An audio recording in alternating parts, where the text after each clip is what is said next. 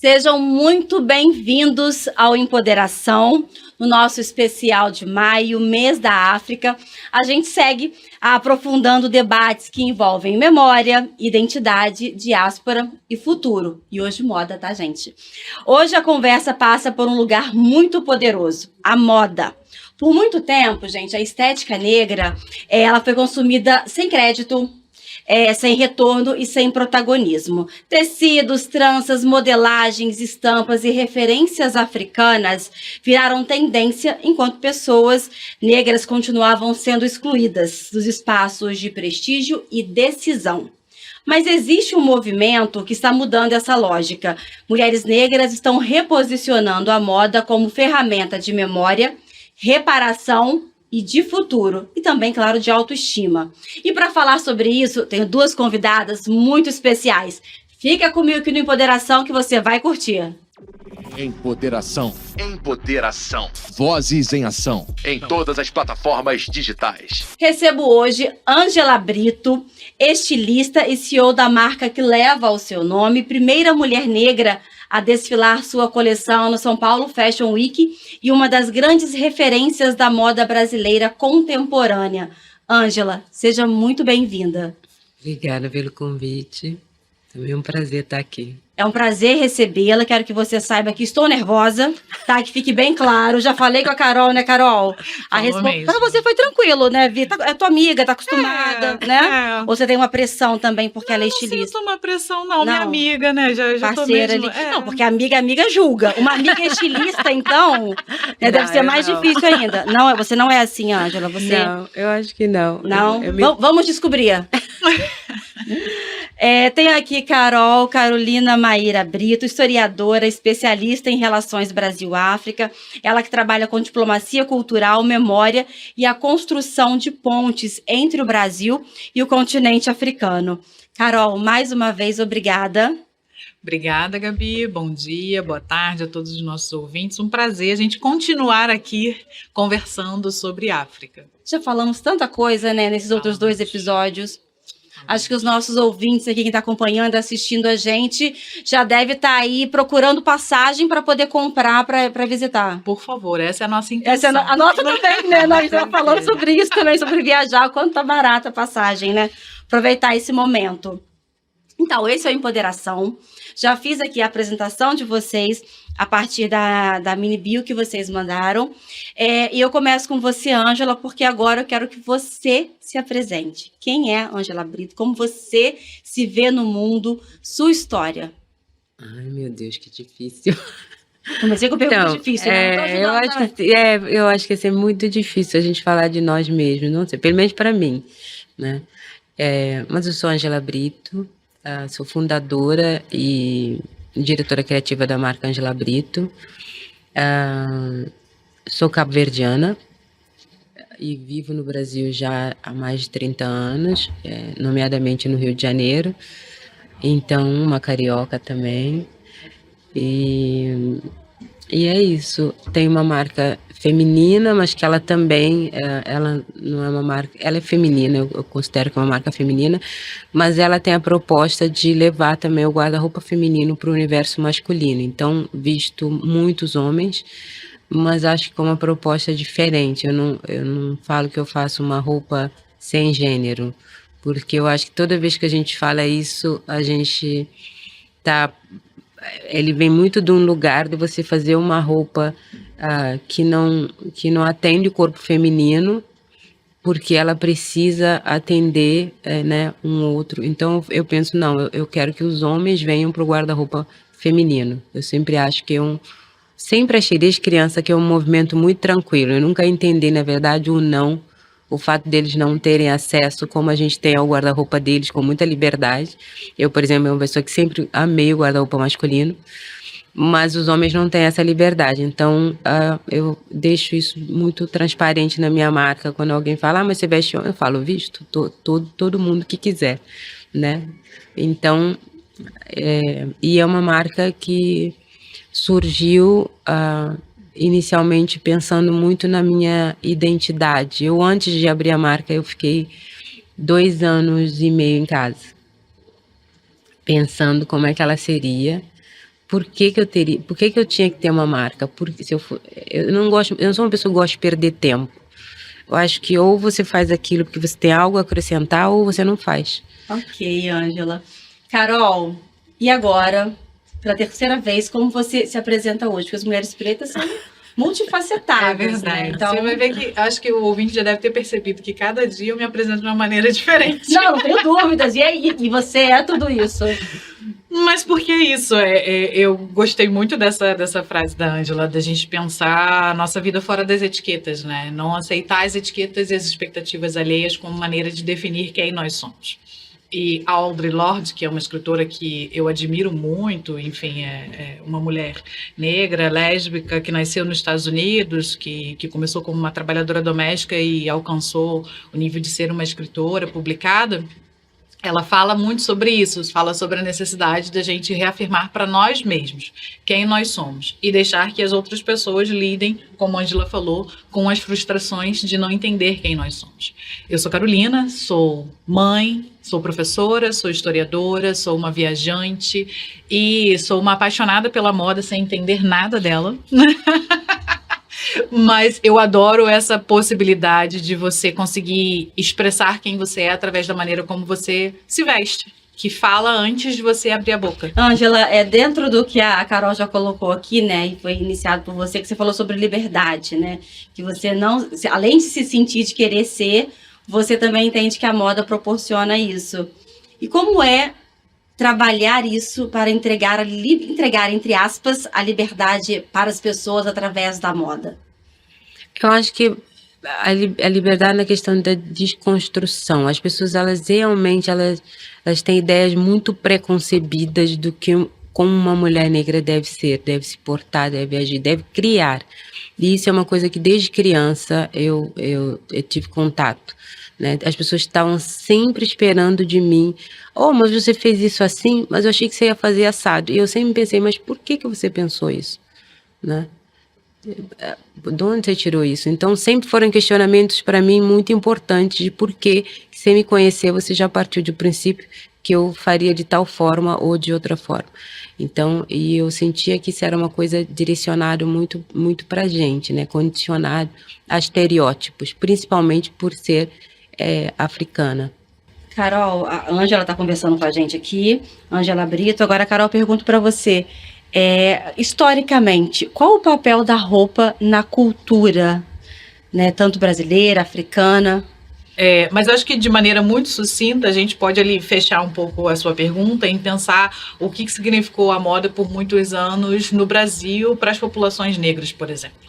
Né? Talvez tenha sido uma pergunta que ninguém tenha se feito muito ainda, pensar durante o período da escravidão, essas pessoas elas tinham direito à expressão, a sua modo de vestir, como é que funcionava isso durante esse período, né?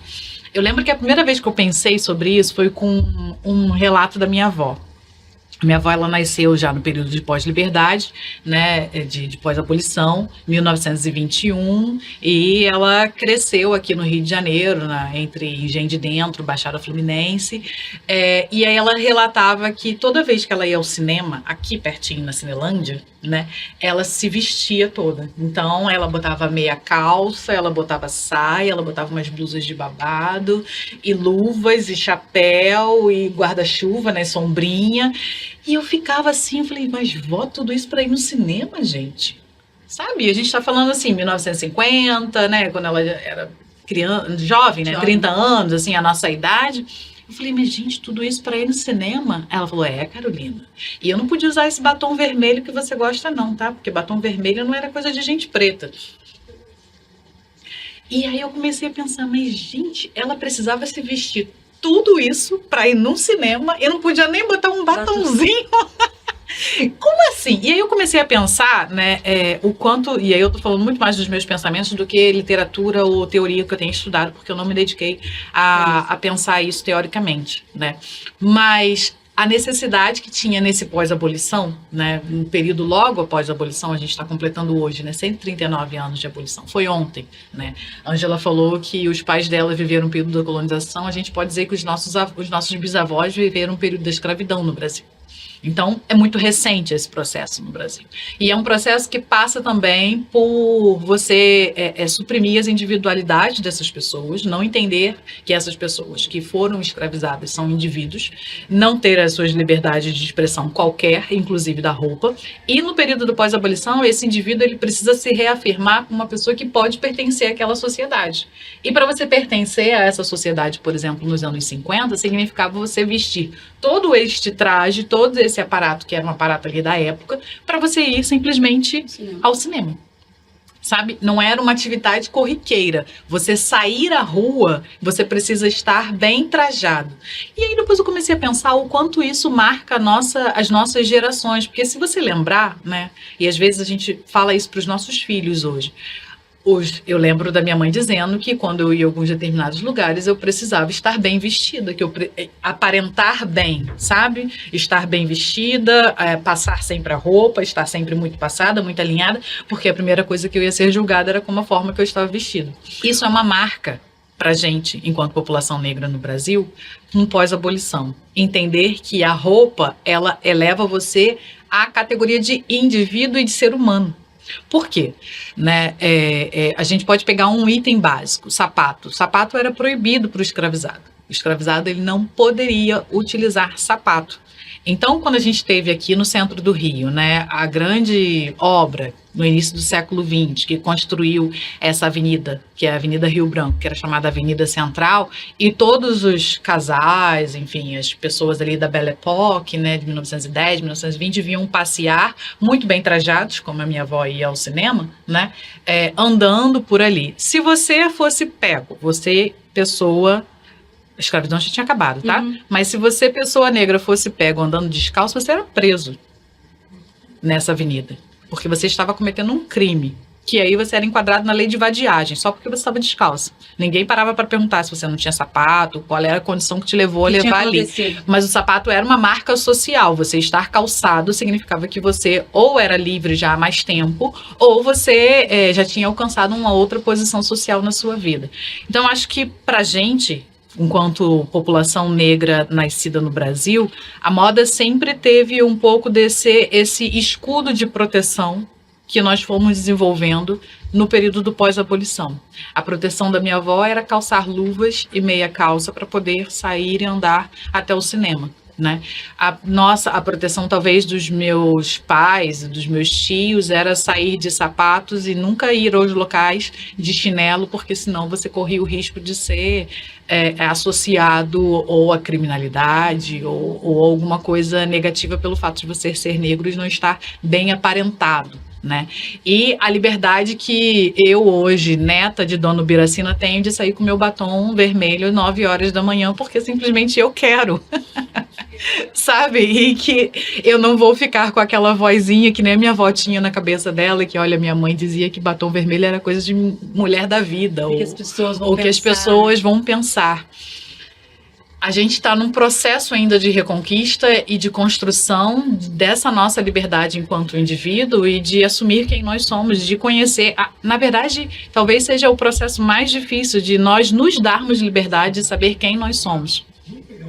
Como a Ângela estava falando, né? A gente fica engessado nessas categorias. Não, o africano, essa categoria que ninguém sabe o que se comporta dessa maneira. O negro brasileiro se comporta dessa maneira, veste isso, consome isso. E, poxa vida, nós somos 57% da população, 54% da população. Será que 130 milhões de pessoas se comportam da mesma maneira, consomem as mesmas coisas, se vestem e pensam todas iguais? Não. É uma marca também do fruto da escravidão você pensar que essas pessoas não têm individualidade, né? Nós nem éramos considerados seres humanos, imagina pensar que nós tínhamos características únicas, né?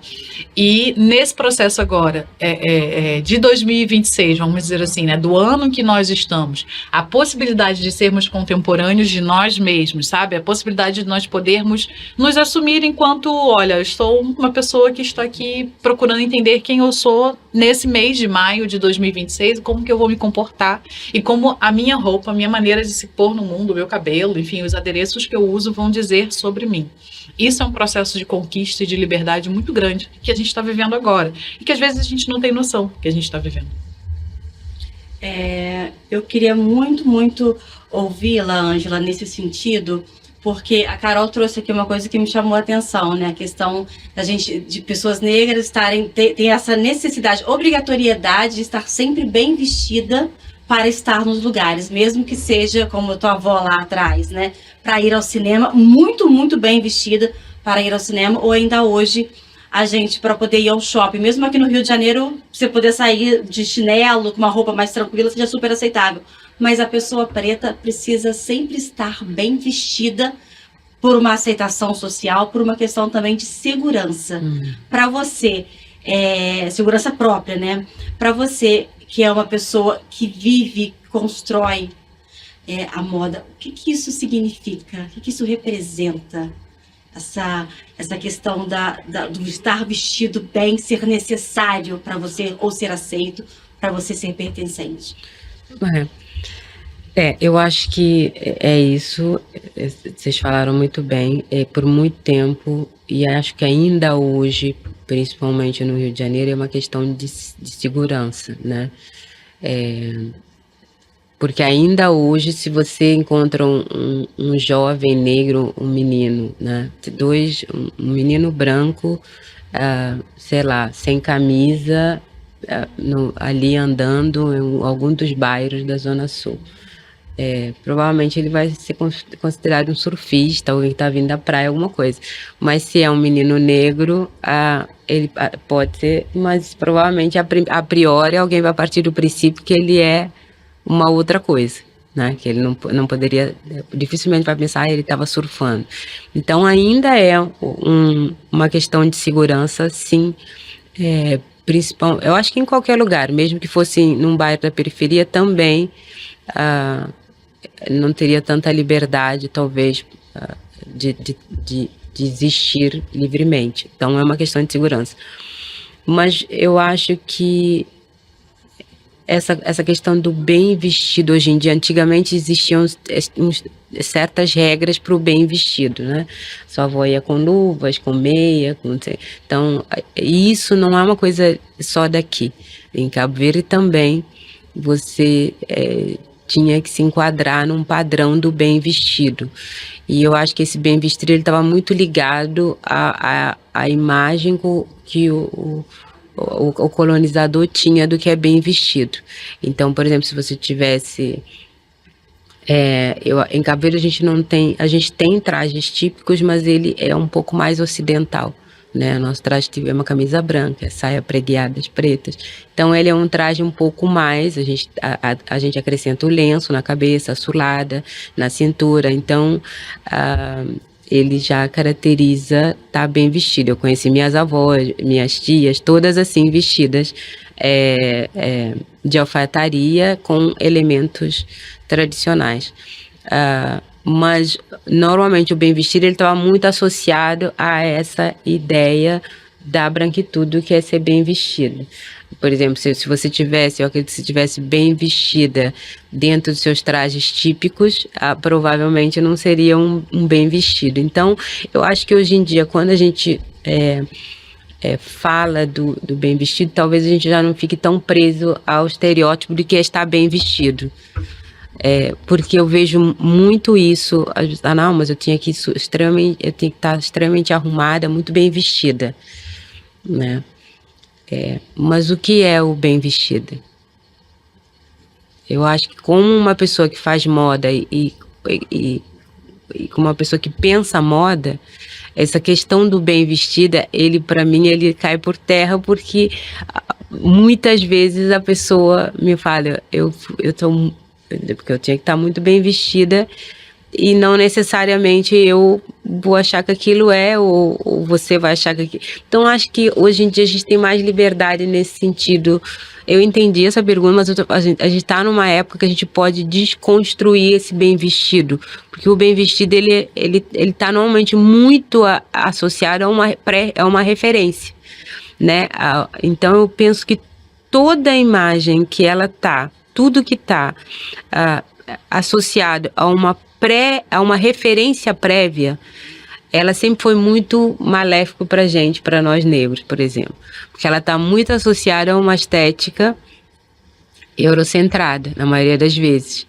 Então, acho que hoje em dia talvez seja a hora da gente repensar esse bem vestido num lugar de autenticidade, de identidade, não necessariamente cultural, sendo muito sincero. Eu acho que nós temos todo o indivíduo que está no século XXI, em 2026, ele é livre para ser contemporâneo e se vestir e pensar do jeito que ele quiser, independente da raça ou da cultura. Você é livre, você é bombardeado por milhares de informações diárias de estética e você é completamente livre. Eu quero me vestir punk, ok, também quero me vestir, sei lá, igual os Zulus, sei lá, com a cultura azul. Você é livre. Então, acho que essa questão do bem vestido, hoje em dia, ele cai um pouco por terra nesse lugar de talvez a gente se libertar de ter esse estereótipo do que é o bem vestido. Porque ele normalmente está pré-estabelecido. Igual como você fala, o que é belo. Normalmente, quando a referência de beleza ao longo dos séculos sempre foi uma beleza eurocentrada, uma beleza, ela tem características próprias. Então, o belo não só é uma construção social, né, no ambiente que você está inserido, como também ele é reverencial vindo de uma determinada região.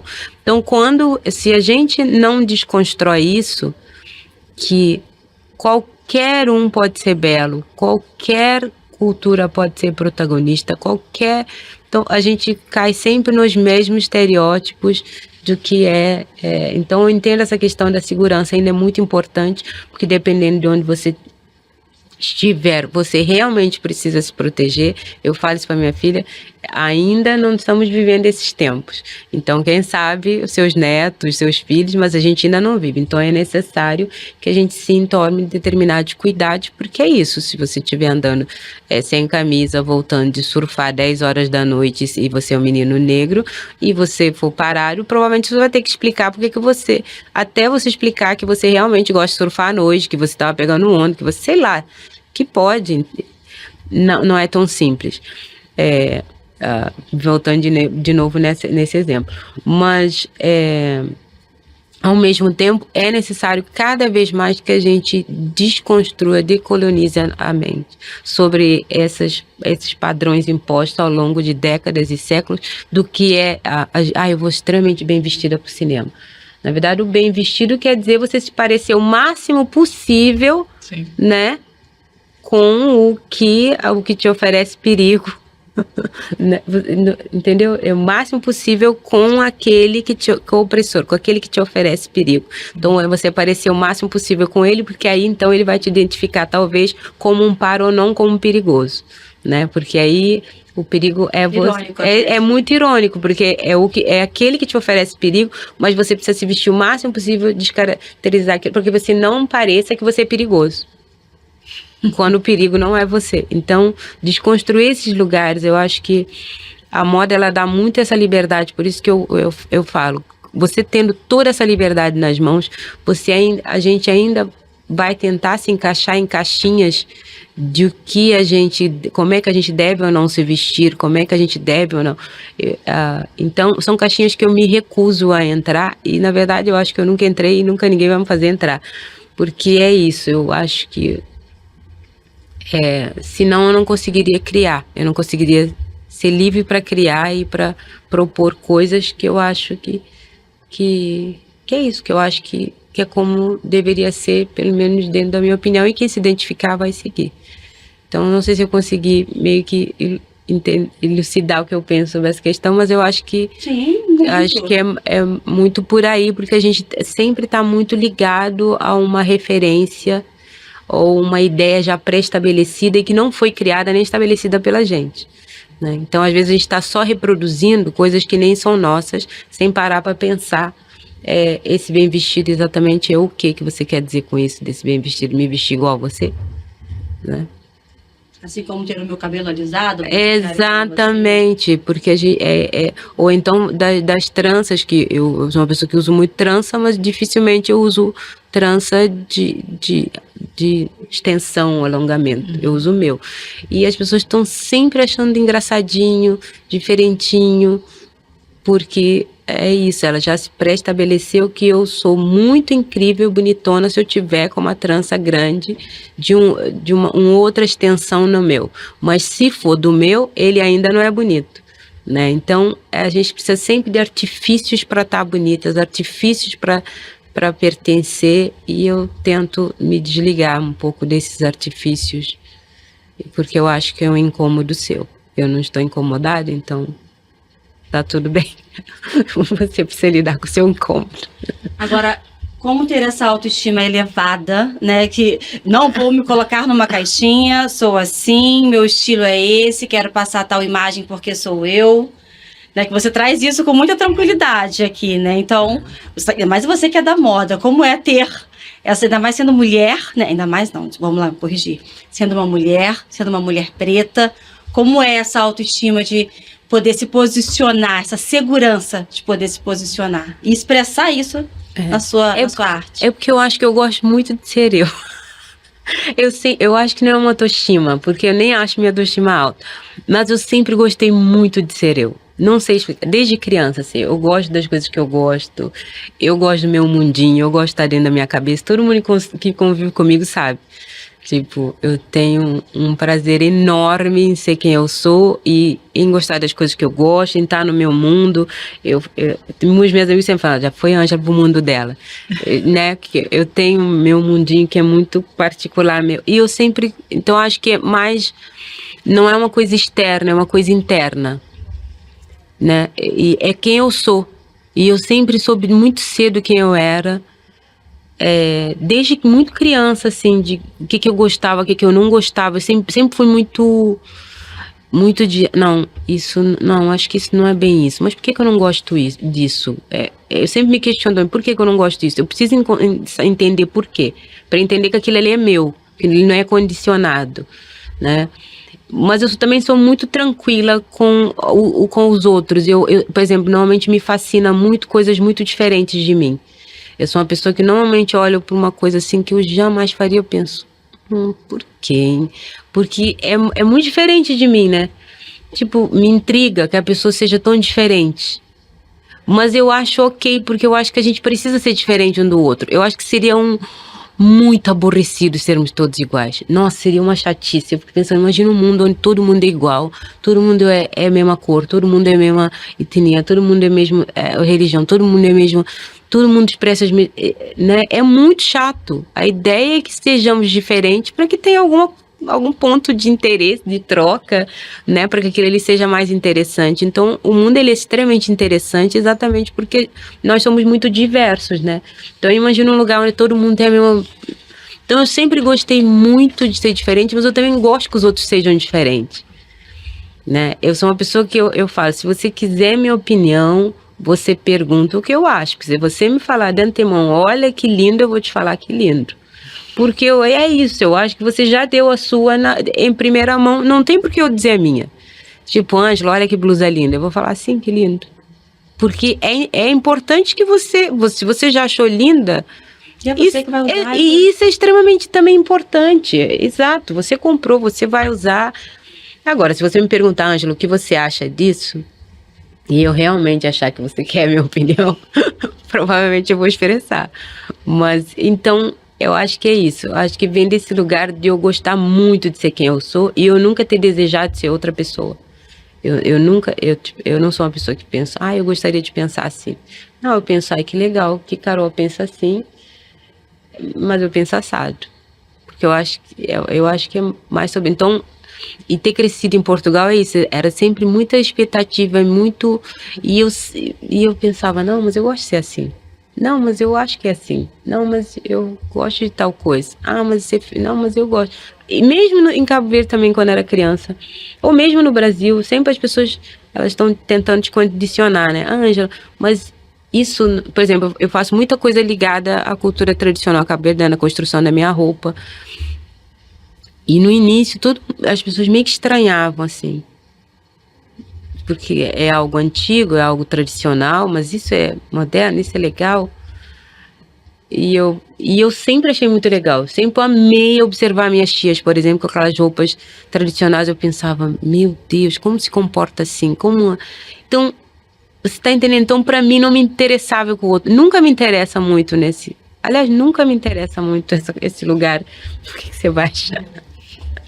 Gostei. É maravilhosa.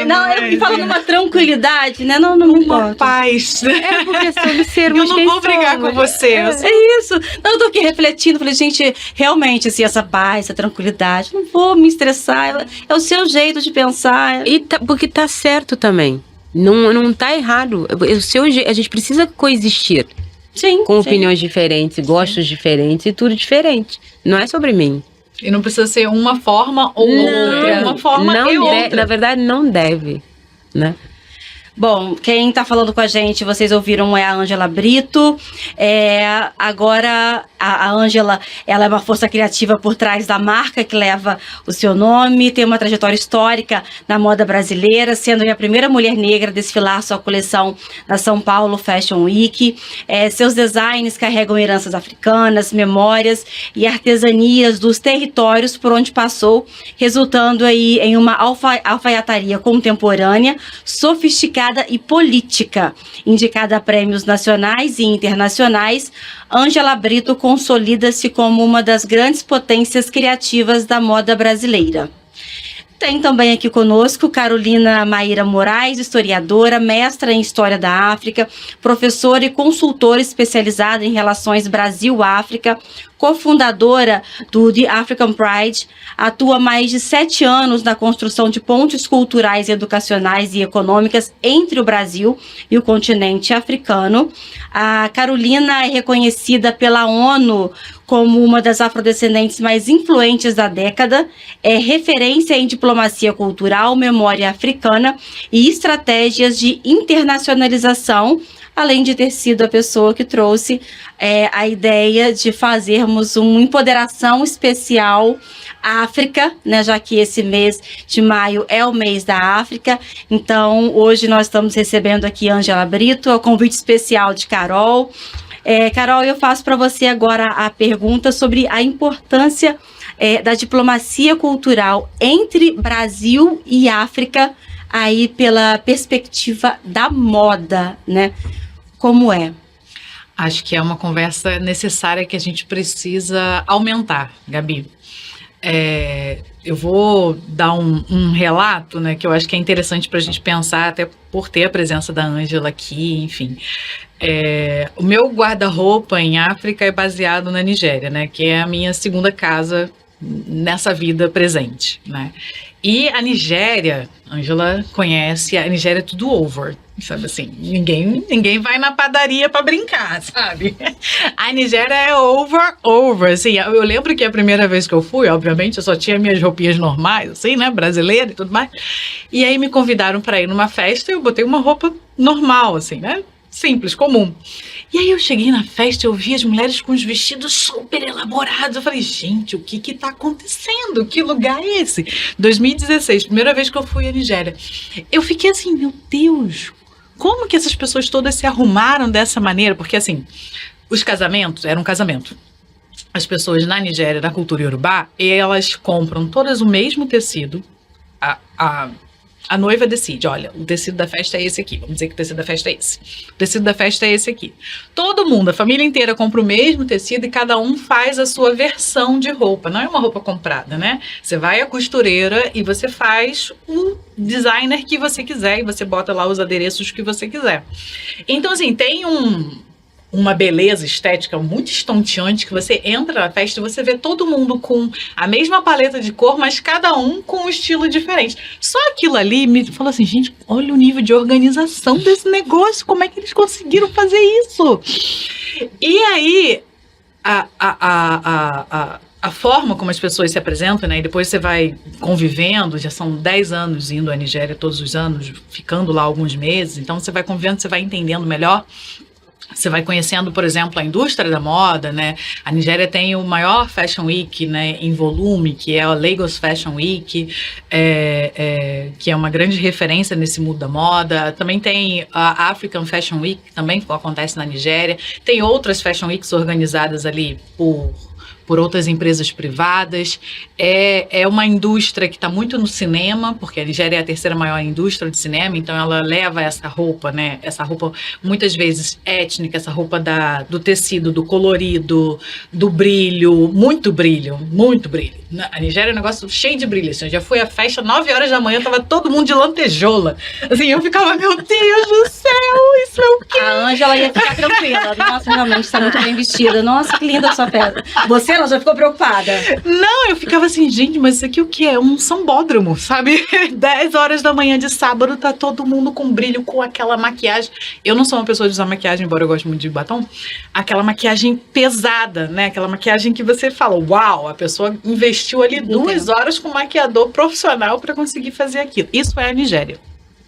E daí, era minha referência de moda, porque era, né, o lugar onde eu estava convivendo, e, enfim, mesmo andando para os outros países, Tanzânia, África do Sul, Benin, a Nigéria ainda era essa referência. Quando eu conheci Ângela, e aí ela veio me trazendo essa outra perspectiva de África, né?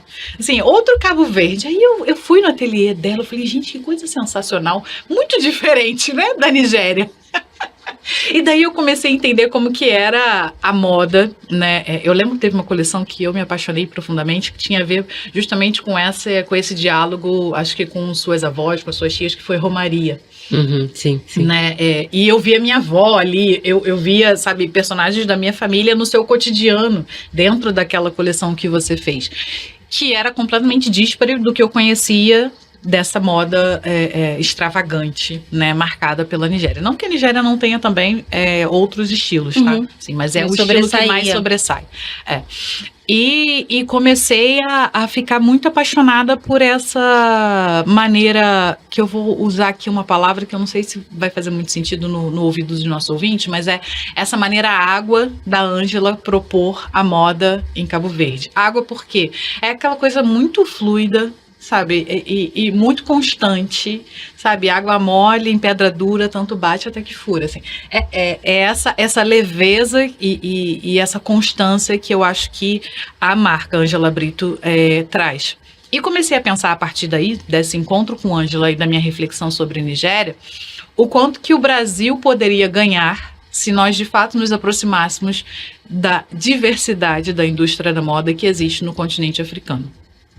Eu lembro que em 2021, se eu não me engano, que a Beyoncé lançou foi no meio da pandemia, aquele disco Black is King, né, em que ela trouxe referências de diversas partes do continente africano, e ela trouxe uma estilista do Senegal que eu gosto muito, que é a Adama Paris. Né? Uhum. Ela trouxe a Adama para dentro daquela conversa, enfim, foram várias conversas múltiplas, tinham vários estilistas de diferentes partes do continente africano envolvidos, mas a Adama me chamou muito a atenção e foi a partir dali que eu comecei a entender como é que funcionava o mundo, entender um pouquinho do mundo dos Fashion Weeks para além da Nigéria, né? Eu fui pesquisar sobre o Fashion Week do Senegal e ver as suas particularidades e as suas diferenças. E comecei a pensar e indagar alguns amigos aqui no Brasil, falando, mas gente, por que as marcas brasileiras não estão lá? Por que a gente não tem marca brasileira no Fashion Week de Lagos, no Fashion Week de Senegal, no Fashion Week da África do Sul? O que está faltando pra gente? A gente fala tanto de África, né? Uhum. Assim, e eu tô falando, vamos lá, vamos fazer um recorte. Vamos falar só das marcas que que seus desenvolvedores são negros e que trabalham já essa perspectiva da africanidade da sua maneira, né? Por que essas pessoas não estão participando desse circuito de moda, né? Por que a gente vai lá para Milão, vai lá para Paris, vai lá para sei lá para onde, na Europa, sempre buscando, né, reforçar que a marca tem autoridade a partir do momento que ela pisa num Paris Fashion Week, num Milão Fashion Week, numa Fashion Week Nova York, etc.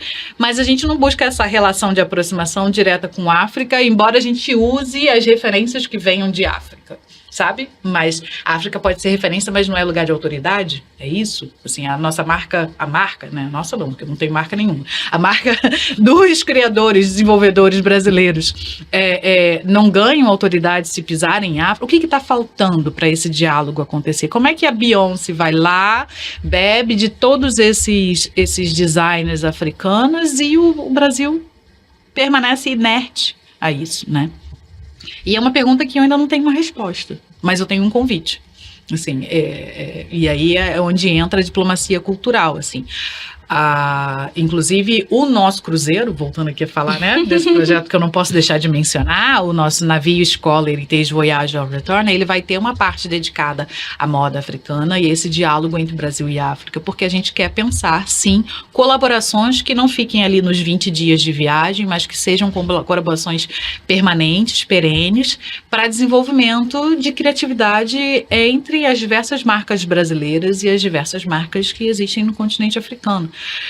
Porque a gente usa tecido, a gente fala que faz referência, não, isso aqui tem referência à nossa ancestralidade, mas a gente não está conversando com as pessoas que estão lá no século XXI fazendo exatamente a mesma coisa que a gente está tentando fazer aqui. Não a mesma coisa, mas criando moda, né, nesse século, nessa presença. E eu acho que isso tem a ver com um tópico que a gente já levantou aqui nas outras conversas, que é o brasileiro precisa entender que a África está vivendo o tempo de agora, né? Temos referências históricas das nossas relações com o continente africano, que passam, sim, por esse processo de dor e etc, que foi o período da escravidão. Temos referências, sim, né, como a Ângela falou muito bem, do futuro, do que a gente deseja ser nesse futuro, mas a gente está vivendo o tempo de hoje, né? E no tempo de hoje, a África é uma ebulição de criatividade, de pensamento, de formas de se ver, de pensar, de conflitos, de coisas que são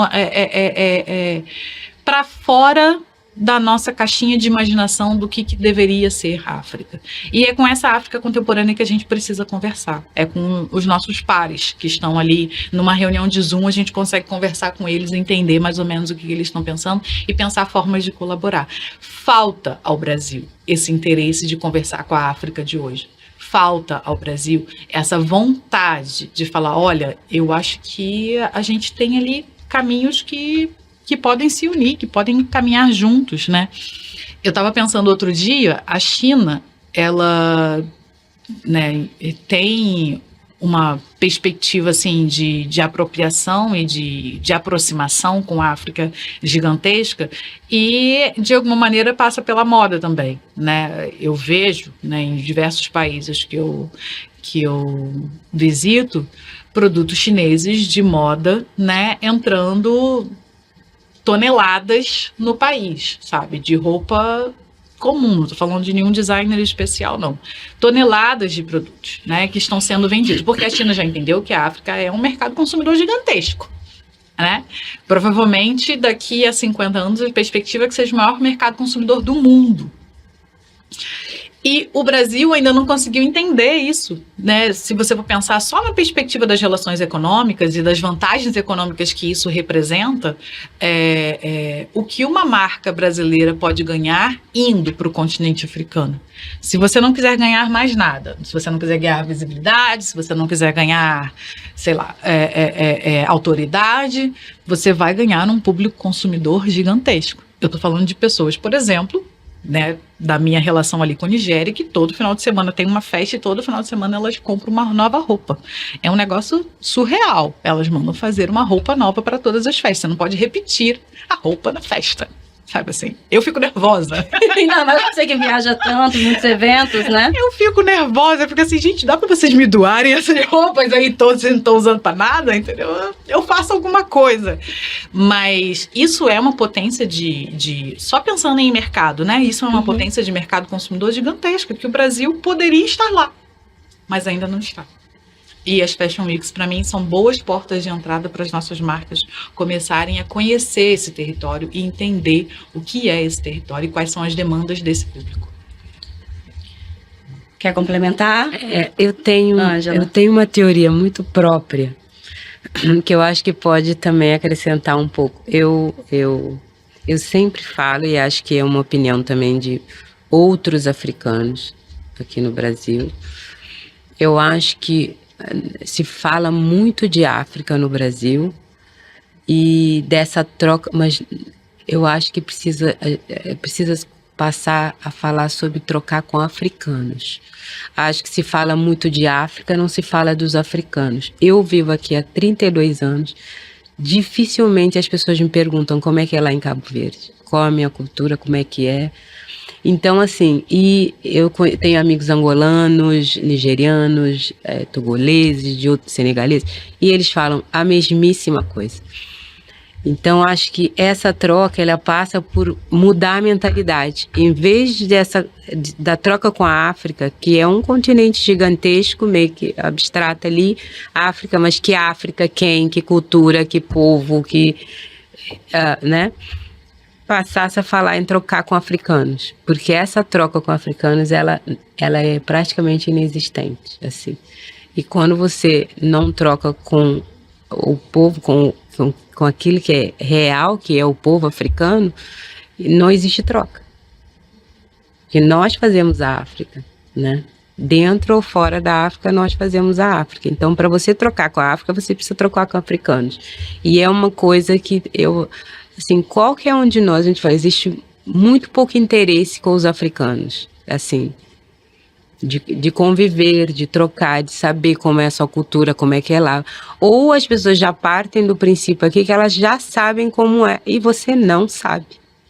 Mas ela parte do princípio que ela sabe mais do que você, né? É isso, a gente volta naquele estereótipo, tipo assim, eu sei sim, eu sei que se eu usar esse tecido tal, se eu fazer essa sigla, e se eu não sei, eu já estou. E aí é aquela coisa. As pessoas não perguntam porque ela já tem uma imagem ela já é preconcebida de como é a África como um todo. Então não adianta de onde você é. Sabe? Não adianta, não interessa de onde você é, eu já sei como é que é no seu país, eu já sei como é. E as perguntas que são muito absurdas, de tipo, vocês usam roupa lá? Não, a gente anda pelado, né? Em árvore com folha de bananeira. Tipo assim, vocês tomam cerveja, meu Deus! Tem um amigo angolano que ele falou assim, um dia falou assim, vocês usam calça jeans lá? Assim. Então, assim, são perguntas e são pressuposições de que eu já sei, né? Como é que vocês... é isso? O que você come? Como é a sua comida tradicional? Como é a sua música? Como você se veste? Eu sei tudo, sabe? E aí você... mas qual a sua religião? E aí você tem que explicar, não... nós somos ilhas, né? É um país insular. Nós somos um povo crioulo, insular, que é mestiço. Então, a nossa comida, ela tem muito a ver com peixe. Você não conhece o Elisete Dendê? Não conhecia aqui, né? Então, porque vem da Nigéria. Então, ela parte do princípio que a culinária é a mesma, que a religião é a mesma, que a música é a mesma, e que o vestuário é a mesma, tudo é igual. Então, você tem que saber. Tipo, não, eu não sei, né? Eu não sei. Eu tenho como saber tudo sobre a África, né? Eu tento o máximo que eu puder, eu vou tentar saber, mas eu não sei. Assim como eu tô aqui há mais de 30 anos e eu não sei tudo sobre o Brasil. Eu vivo aqui, eu tento saber o máximo possível, porque é o lugar que eu vivo, que eu escolhi viver e que eu me sinto parte integrada, mas eu não sei tudo. Assim como vocês não sabem sobre o vizinho de vocês, o Chile, tudo sobre a Argentina, tudo sobre o Uruguai, você sabe? É um continente com vários países. Então, acho que é isso. Acho que falta essa troca e colocar realmente os africanos, talvez não tanto, mas os africanos. Porque a África, ela tá ali, mas ela é feita pelos africanos. E se não existe esse interesse na troca com os africanos, dificilmente vai ter qualquer intercâmbio, qualquer coisa. Porque não eu sinto que é uma coisa muito... Ou a pessoa acha que ela sabe mais do que você e ela já tem tudo sobre essa ideia dela sobre a África e é isso, e você não se encaixa nisso. Então, eu não entendi que tipo de africana você é. Ou isso, não... Enfim, acho que é isso. Olha, Ângela, Carol, nós estamos chegando ao fim já da nossa entrevista. Acho que nem foi tão difícil, né, Ângela? Você que é mais contida, foi tranquilo. Foi. Primeiro podcast, foi tranquilo. Foi bem tranquilo. Estamos chegando ao fim, essa é a terceira entrevista que a gente faz dentro dessa série sobre a África. E aí, essa conclusão aqui, essa provocação mesmo que a Ângela trouxe, Carol, para mim, né, ela sintetiza exatamente o que toda essa série trouxe sobre a África, que a gente precisa entender a África, conhecer a África pelos africanos. Porque isso foi o que foi repetido em todos os nossos 3 episódios, né? Que teve em comum. O ponto em comum foi justamente esse. Porque a gente fala de África como se fosse uma entidade, como se fosse algo único, até mesmo. Porque você fala África, você acaba colocando todo mundo dentro de não de uma caixinha, porque aí a Ângela não gosta, mas a gente acaba colocando tudo junto ali. Mas, na verdade, é o africano, é a pessoa que vai trazer ali a sua história, a sua individualidade, o seu modo de se vestir, né? Como é na sua região, mas dentro da sua própria região, como ele gosta, qual é o estilo dele ali dentro daquela sociedade, a questão da gastronomia, a cultural de um modo geral. Então, para mim, de tudo que a gente conversou, fica não só a vontade, óbvio, de conhecer, né? De ir lá, de também fazer esse passeio lá pela 15ª edição que vai ter do Seu Navio Escola, né? Porque, aliás, Ângela participará desse? Ângela conseguiu uma agenda? Não, já estou colocando aqui, entendeu? Na agenda dela, por favor. Entendi. Olha. Preciso de Ângela, porque a nossa primeira parada é Cabo Verde, né? Olha. O navio sai do Cais do Valongo e para na Ilha de Santiago, e nós vamos ali para conhecer minha ilha, no caso. a Cidade Velha, enfim, e também conhecer a Ilha de Santiago, o que ela tem de hoje, de presente, de contemporâneo, enfim. Então, imagina, a gente poder ser guiado pelo olhar de Ângela dentro desse navio escola, você imagina que privilégio que não vai ser. Então, olha, janeiro, fevereiro de 2027, por favor, reserve a sua agenda. 20 dias. Entendeu? 20 dias, 23 Eu normalmente, dias. nessa época, eu estou em Cabo Verde, então eu vou esperar vocês lá. Perfeito! Os viajantes eram muito bem recepcionados, então. Dezembro e janeiro eu normalmente faço com a minha família, então estarei lá, vai ser perfeito, vou amar. Já estamos combinados, entendeu, Gabi? Você vai comigo com a gente. Vamos, claro, gente, claro. Já colocou meu nome aí? Já coloquei seu nome. Tá bom, Já tá coloquei bom. seu nome. Carol, eu queria que você fizesse um balanço, assim, peço licença aqui à Ângela, né, porque a gente não vai falar só desse programa, fazer um apanhadinho de todos os outros. Dessa nossa conversa, hoje a gente encerrou falando sobre moda, mas a gente falou de reparação, a gente falou de identidade e principalmente de liberdade.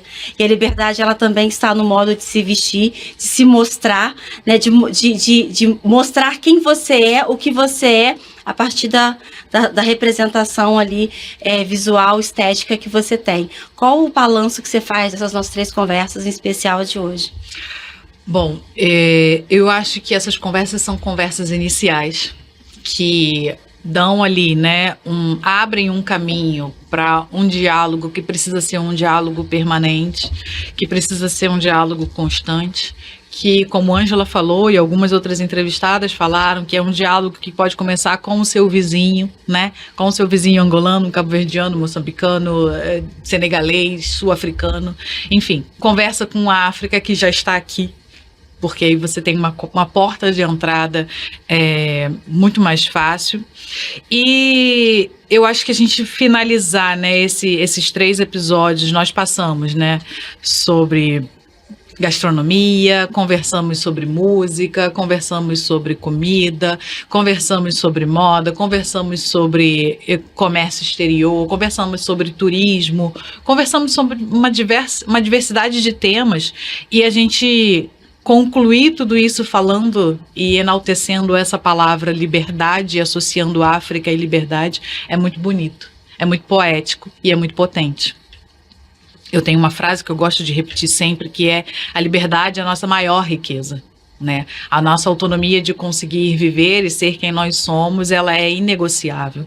E poder pensar essa relação com a África dessa maneira, não negociando a nossa autonomia, não negociando quem nós queremos ser, porque às vezes a gente está num processo, né? A gente está caminhando para quem nós queremos ser. Ainda não chegamos lá completamente, mas estamos cada dia dando um passinho para nos aproximarmos mais.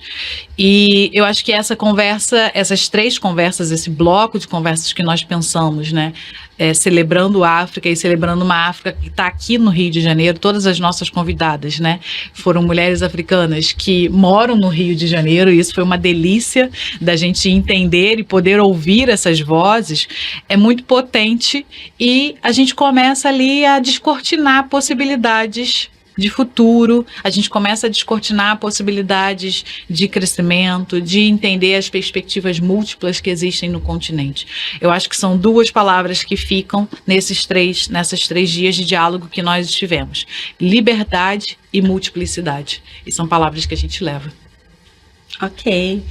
Ângela, eu quero te agradecer muito pela sua participação. Quero que você faça as suas considerações finais, já que você, inclusive, foi a pessoa responsável por trazer aí a palavra mais importante para a gente, que é a liberdade, e que a gente, se não me engano, a gente não chegou a abordar, falar essa palavra em nenhum dos 3, né? Em nenhum dos outros 2 momentos, aliás. E você trouxe isso pela perspectiva da moda, mas de uma maneira ampla, né, para a vida, para o ser humano. Justamente interessante isso, porque é uma pessoa que não se importa com a opinião do outro, né? E desculpa, eu tô até divagando aqui, mas porque para mim faz muito sentido essa conexão, tudo isso. Então eu queria que você fizesse as suas considerações finais sobre essa participação, sobre a liberdade, sobre a moda. Eu amei participar. Não doeu. Nem doeu, né? Nem doeu. Eu quando vai tomar vacina, viu? Nem doeu, mas só... Não, amei participar, assim, foi muito enriquecedor também ouvir Carol e estar aqui. Eu acho que também é bom quando a gente... Talvez não são assuntos que eu falo muito, eu fico muito nessa coisa da moda, da criação. Então, conversar também um pouquinho, às vezes, a gente até se ouvir o outro e trocar num outro lugar. E então, assim, amei ainda mais falar sobre a África, que para mim é muito precioso, né? É o meu berço, né? E eu acho que berço, mesmo dos que nasceram fora da África, a África é o nosso berço. Então a gente tem isso em comum, né? Eu falo que você, em qualquer lugar do mundo, se você cruza com um negro, independente de onde ele nasceu, você sabe que ele veio da África. Então vocês têm o berço em comum, a gente tem isso, né? A gente se reconhece e, tendo nascido lá, ele é mais potente. A gente se reconhece em qualquer lugar. Você olha para um só pelos trejeitos, você já sabe que é. Então, muito especial, ainda mais nesse mês de maio, mas trazer essa coisa da liberdade, que eu acho que é uma tecla que eu bato sempre, eu sempre falo disso e falo desde que eu me entendo por gente, porque eu acho que a gente precisa cada vez mais urgente entender o que é nosso e o que é reprodução, né? Eu acho que a gente já está em tempos de começar a nos entender como indivíduos e entender a nossa individualidade, né, como ser humano. A gente precisa começar, porque isso, o contrário, trava a gente de criar, de existir, de seguir, de contribuir efetivamente, quando a gente não sabe se a gente está só no processo de continuar reproduzindo o que se espera de nós, o que se impôs como regra ou como... Então, eu acho que cada vez que eu converso sobre isso e levo isso um pouquinho adiante, acho que é mais um que talvez também comece a pensar dessa forma, a parar de se importar tanto com os estereótipos ou o que se espera e entender quem é você de fato. Porque no final só vai interessar isso, quem é você de fato, sabe? Então, encerramos. Eu estou muito reflexiva mesmo. Muito obrigada, Ângela. Obrigada. Muito obrigada, Carol. Obrigada. E assim nós encerramos a nossa série especial sobre a África. Só o comecinho para que vocês tenham muito mais curiosidade de conhecer, de descobrir, de visitar também. Então, Carol, qual a sua rede social? Como as pessoas podem entrar em contato com você? Sim, por favor, tô lá no Instagram, Carolina Maíra, Maíra com I. Também estou no YouTube, Carolina Maíra, e LinkedIn, Carolina Maíra Moraes. Então são as 3 redes aí de acesso para a gente poder trocar e continuar essa conversa. Deixa aqui um convite para os nossos ouvintes. A gente vai fazer um evento lindo, baseado, né, numa discussão sobre o retorno ao continente africano. O nome do evento é um seminário, Herança, Viagem de Retorno, que vai acontecer no Teatro Carlos Gomes, na parceria com a Secretaria de Cultura do Rio de Janeiro, celebrando o Dia da África e pensando esses 6 países onde o nosso navio vai parar: Cabo Verde, Senegal, Costa do Marfim, Gana, Benin e Nigéria. Então estaremos lá, o evento é aberto, só precisa tirar o ticket com antecedência, mas lá nas minhas redes você consegue todas essas informações. Vai ser uma alegria encontrar os nossos ouvintes por lá. Tá joia. Ângela, quem quer te encontrar? Pode ser pela marca Angela Brito Brand no Instagram ou pelo site também, angelabritobrand.com. Ou no Instagram também vai ter os contatos, então quem quiser perguntar alguma coisa, saber mais, acho que por lá vai ter todas as informações. Tá joia. Siga o Empoderação, vamos juntas. Vamos? Vem comigo.